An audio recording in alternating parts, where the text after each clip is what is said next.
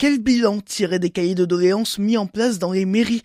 Les citoyens de l'Indre se sont exprimés. Roland Caillot, le vice-président de l'Association des maires ruraux de l'Indre, nous en dit plus. RCF en Berry, Hugo Sastre.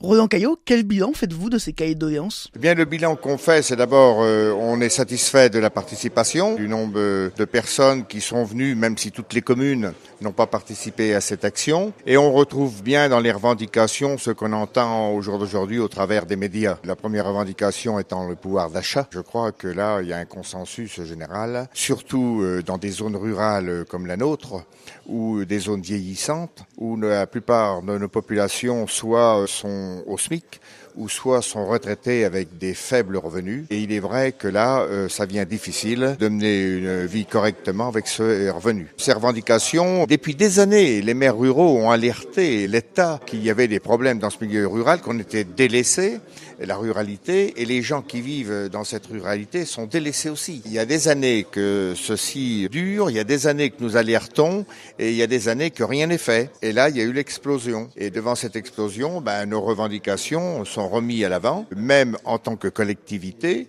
puisque nos collectivités sont maltraitées. La dotation qu'on appelle la DGF, qui vient aux communes, dans le rural, est de moitié par rapport à celle des villes. On revendique avoir une dotation égale que les villes, qui retomberont sur la population, parce que si les communes ont plus de moyens, c'est des services qu'on pourra mettre au niveau de nos populations. Ça, c'est une des revendications que l'Association des maires ruraux de l'Indre porte, mais il y en a 3 autres. Oui, il y a des revendications aussi au niveau de la loi NOTRe, qui découle des communautés de communes, où les maires ont perdu les pouvoirs qui ont été transférés, et on se rend compte aujourd'hui que c'est mal adapté, puisque la population connaît le maire, mais ne connaît pas forcément le président de la communauté de communes. Donc il a été mis un système en place qui ne marche pas.